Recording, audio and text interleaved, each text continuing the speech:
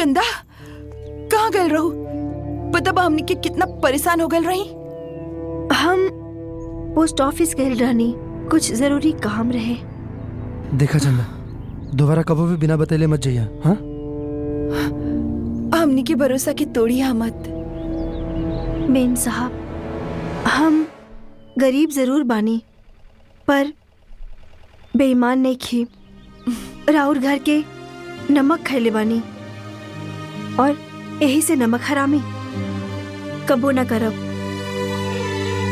चलो आओ। चल अंदर चल।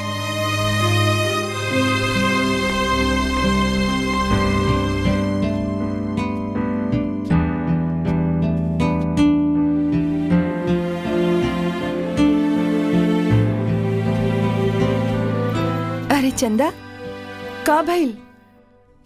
कुछ ना, हम सोचत रहने की आज हम खाना बना के रउआ लोगन के खिलाई। अगर रउआ लोग कहब ता। हाँ हाँ, काहे ना। एकरा आपन घर समझा और सुना, जौन तहरा पसंद हो के बता दिया, शर्माइया मत, ठीक बा? चल जा रसोई में, आज आपन पसंद के खाए के बनावा।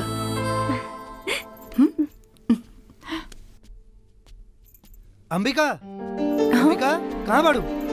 यही जवानी जी, का बात बा? हाँ, का भइल? ये देखा, हम ना चंदा खातिर डाइट चार्ट बनवले बानी। ठीक बा, आज से हम चंदा की यही चार्ट के हिसाब से खाना देब।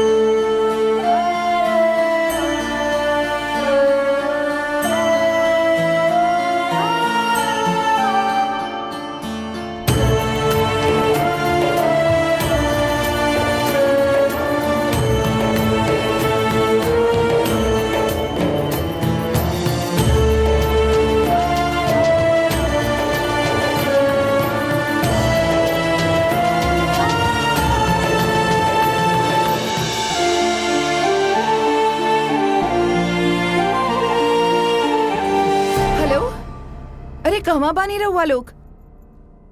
कुछ बताएबो ना करनी, का भइल? का कहलस डॉक्टर? अरे का कही डॉक्टर,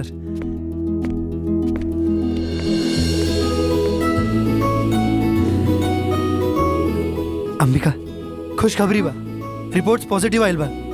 चंदा माई बने वाला बाड़ी।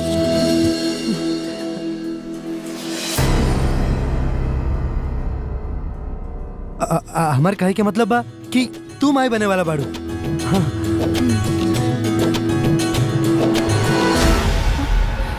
अंबिका, अंबिका, अंबिका, चलिए जल्दी चलिए। अंबिका हट जाइए, साइड हटिए। अंबिका, है अंबिका, जल्दी ले चलिए इन्हें।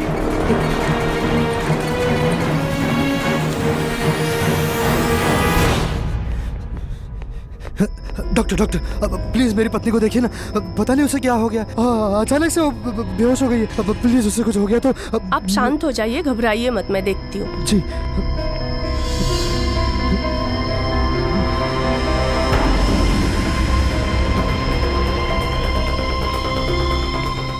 सिस्टर, सिस्टर क्या हो रहा है? अंबिका कैसी है? अभी हम कुछ नहीं कह सकते, डॉक्टर साहब अंदर चेकअप कर रहे हैं।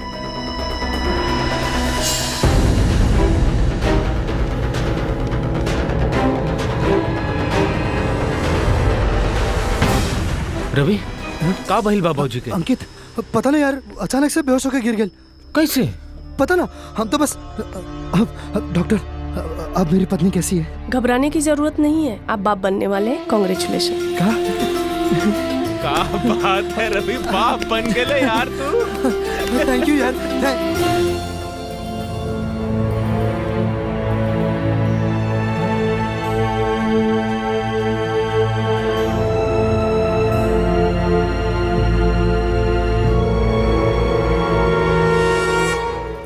बाबूजी ए बेर हमनी के पूजा में घरे ना पाई। काहे? काम से फुर्सत नहीं खे मैत का? ना ना ऐसा कोनो बात नहीं खे। अरे रुक काहे गईला? बाकी का देखा कोनो परेशानी होखे तो बतावा। ना बाबूजी परेशानी नहीं खे, खुशखबरी बा, रहुआ दादा बने वाला बानी। का? अरे वाह, का कहताड़ा? अरे ये तो तू दुनिया का सबसे बड़ा खुशखबरी दे देला। डॉक्टर साहब कहले बाड़न कि अंबिका के बढ़िया से देखभाल करे के पड़ी और सफर करे से तो एकदम मना कहले बाड़न। एकदम बढ़िया कहले बा डॉक्टर, कौनो बात नहीं है, आए के कौनो जरूरत नहीं है। और सुन आपन पोता आए वाला बा। हेलो, हाँ बबुआ, पोता अरे कन्या की कोनो कमी मत होके दिया और भारी चीज तो एकदम में मत उठावे दिया। अरे सुनत बड़ा कि ना? हाँ माई बिल्कुल। आजा हमरा दे। अच्छा सुना, हाँ, एक बार फिर से बढ़िया से जांच करवा लिया, ठीक है? हाँ बाबूजी, जांच तो अब हर महीना होकबे करी। ना ना ना ना, हम जांच का बात ना कहता नहीं, जौन जांच का बात हम कहता नहीं, माने लड़का बा कि लड़की। एकर कौन जरूरत बा बाबूजी? और वैसे भी ये सब जांच कईल गैर कानूनी बा। देखा ढेर कानून मत पढ़ावा हमरा, सब केहू करावेला जांच। हमरा पोता चाहिए, वंश आगे बढ़ाए के खातिर पोता चाहिए, लड़का चाहिए, लड़का, बुझाइल? बाबूजी इतना दिन के बाद तक घर में खुशी आयल बा और हुआ हम कुछ नहीं जानत। जांच करवावे के बाद तो करवावे के बाद, बुझला? तनी सा देना। हेलो, हाँ बबुआ, तनी कन्या से बात करावा ना।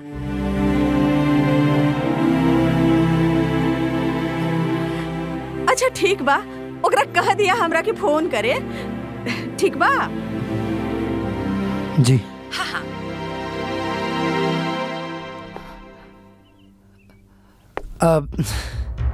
बाबूजी के फोन रहे।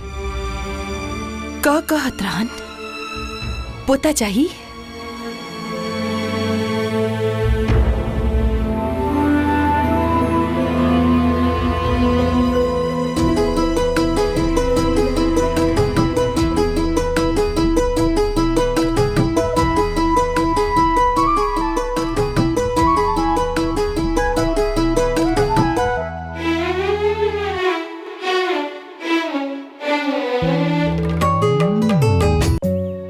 पिछला 9 महीना जितना टेंशन में बीतल बा, ओकरा से ज्यादा टेंशन तो अब हो रहल बा।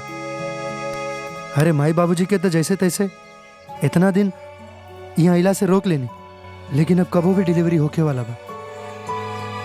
अब तो वो लोग अइबे करिए, तब पता नहीं सब कैसे मैनेज हुई। अरे यार कोनो रास्ता निकल जाई, खाली टेंशन लेवे से कुछ ना होई। कैसे टेंशन ना ली यार? हाँ, अरे दोनों के डिलीवरी होके वाला बा। और चंदा के बच्चा के हम कैसे रखब, समझ में नहीं खे आवत। और एमे वो बेचारी के तो कोनो कसूरो नहीं खे, वो तो बस खाली हमनी के स्वार्थ में पिसात भी है यार।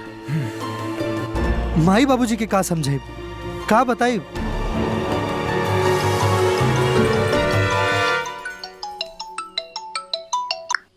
हाँ हेलो।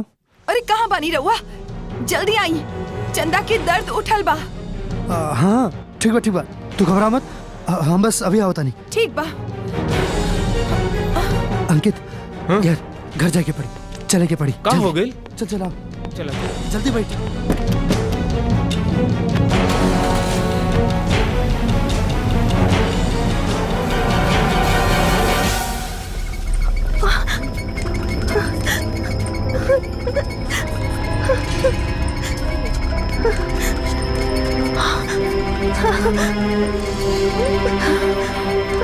तू जा बेटा।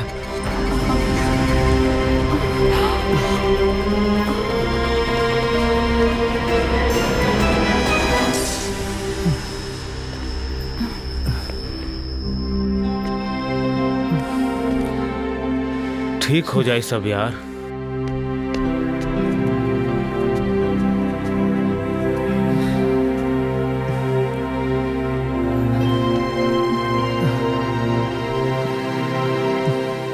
ये कुछ दवाइयाँ हैं, इसे जल्दी आइए। जी अभी लेके आता हूँ, आओ तनिया।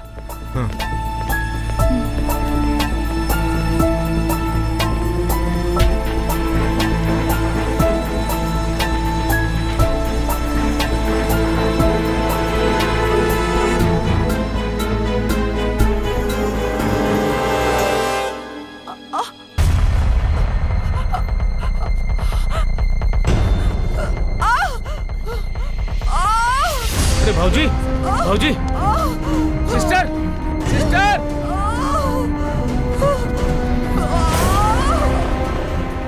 भाई जल्दी से व्हील चेयर लेके आओ।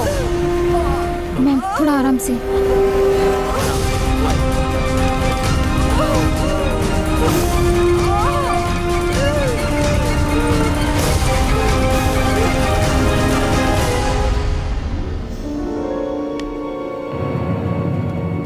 आप ये दवा जल्दी लेकर आइए। जी। हाँ।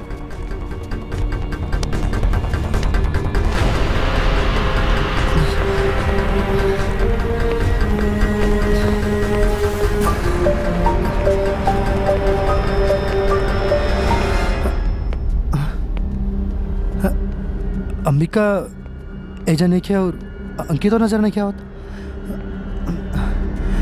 बाबू किकरा के खोजे तड़ा? वो एजा हमार पत्नी बैठल रहे पिंक साड़ी में, रवा देखनी है का? बाबू ओकरा के बहुत दर्द उठल रहे, नर्स ओकरा के वार्ड में लेके गए बड़े। अच्छा सिस्टर मेरी पत्नी यहाँ बैठी थी पिंक साड़ी में। अच्छा तो वो आपकी पत्नी थी? जी। तो वो कौन थे जो उनके लिए दवा लेने गए? वो अंकित होगा, मेरा दोस्त है। अच्छा डोंट वरी, उन्हें दर्द हो रहा था इसीलिए एडमिट करना पड़ा। जैसे ही दवा आ जाए बता दीजिएगा। ओके, ये चंदा की दवाई। जी।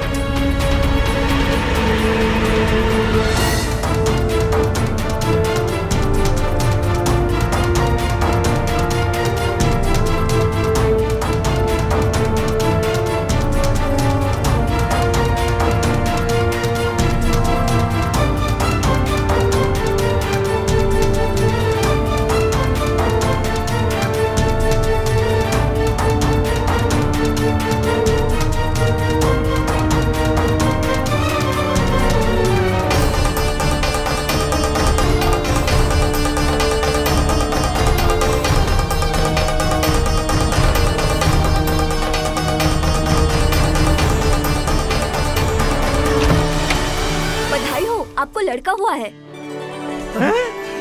अरे यार रवि बधाई हो, लड़का हो गया। थैंक यू अमर भाई।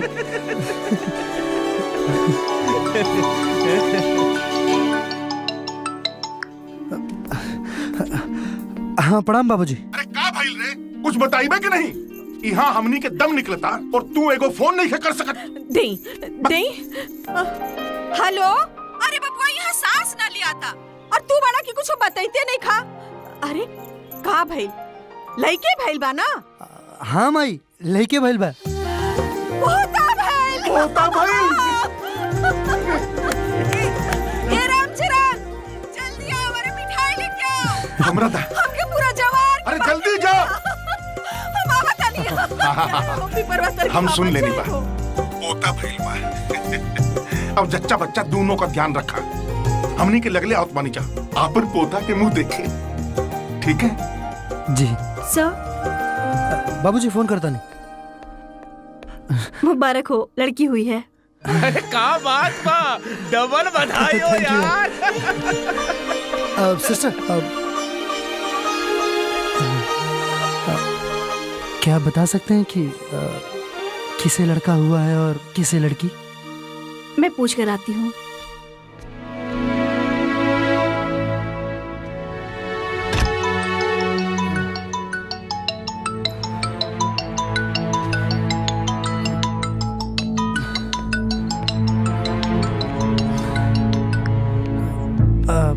हाँ बाबूजी। अच्छा सुना, जन्म कितना बजे भइल बा ठीक से पूछ के रखिया। पंडित जी के बताए के पड़ी ना, तभी तो पता चली छठी हुई कि बरही। हाँ बाबूजी, हम पूछ के बताओ तनी। ठीक बा। चंदा के पति कौन है? जी जी चंदा को लड़का हुआ है।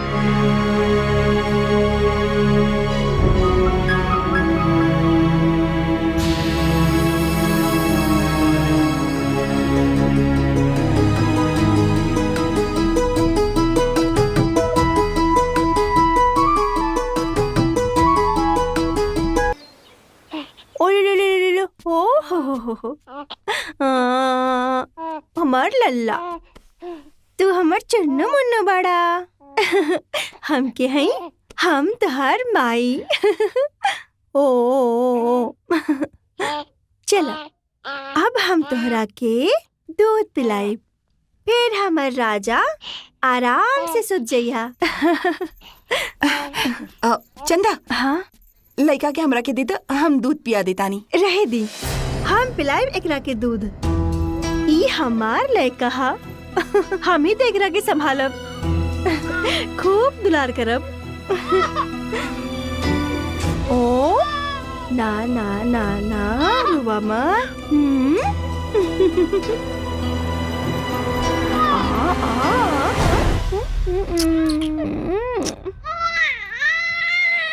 ओ रुतनु रुतनु ना, कितना रोबू। आ गई नहीं रहुआ। अले अले अले अले अले अले अले अले अले कैसन बाड़ी हमार राज दुलारी? ठीक बाड़ी, मगर बहुते रोइली।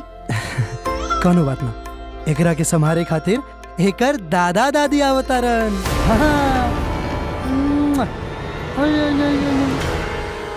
कब आ रहल बाड़न उ लोग?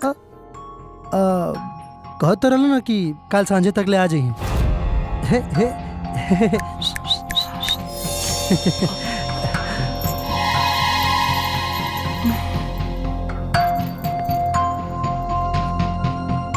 का बात बा, तू इतना चिंता में काहे बाड़ू? कुछ ना, डर लागता। लड़की देख के कहीं वो लोग समझ में नहीं आवत। का कहब हम माई बाबूजी से?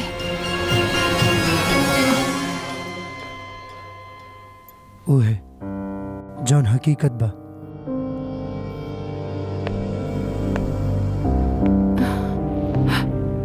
सब सच सच बता देवे के। कितना दिन ऐसे छुप छुप के हमने के अपन जिंदगी जियल जाई। लेकिन रउआ तो पता बाना वो लोग कैसन विचार के बा। तरह दा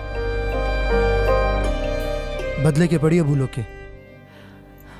अरे जमाना कहां से कहां पहुंच गया बा, और वो लोग आज भी। देखिए पता ना काहे, हाँ, उनके बहुत डर लगा था। उनका आए से पहले हाँ हमने के कुछ करे के पड़ी। ये मत भूली कि चंदा बच्चा लेके ये घर में हमने के साथ ही जे बिया। ओकर इंतजाम हम कर दिले बानी। अंकित के बोल दिले बानी, वो आके बिया ने अपना संगे ले जाई ओकरा के। अगर रउआ हमार बात मानी तो हम कहत रही कि हमनी के बचवा बदल लेहल जाओ। पगला गल बाड़ू का? ये तू का बोला तारू? ई ना हो सकेला। काहे ना हो सकेला? हो सकेला। वो तो राउर औलाद बा, राउर खून है। और ये हमार खून नहीं के। देखिए ये सब रउआ हमार खुशी खातिर कहले बानी ना, तो हमरा अधूरा खुशी मत दी। माई बाबूजी के हम अच्छा तरह से जानी ला। उनका लोग के सिर्फ बेटा चाहिए। प्लीज हमरा बेटा दे दी। चलिए जल्दी से हमने क्यों बच्चा के अपना लियल जाओ, और लड़की के चंदा के दे दिया जाओ। ओकरा दुगना पैसा देके यहाँ से विदा कर दिया जाओ। तू होश में तो बाड़ू अंबिका? ये तू कहा बोला तारू? ये कैसे हो सकेला? चाहे जौन करे की पड़े, हमरा वो लड़का चाहिए। हमरा वो लड़का चाहिए।